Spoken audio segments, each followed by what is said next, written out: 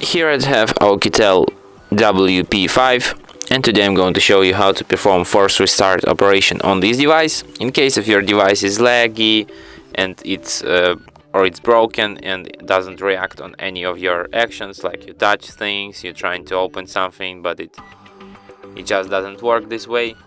So what you have to do in this kind of situation, you have to restart your device, but even the buttons won't react on your actions.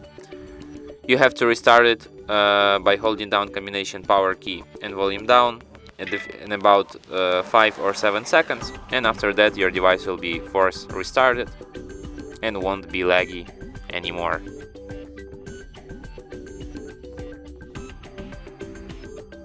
And that's it. Thanks for watching. If you find this tutorial useful, don't forget to hit that like button and subscribe to our channel.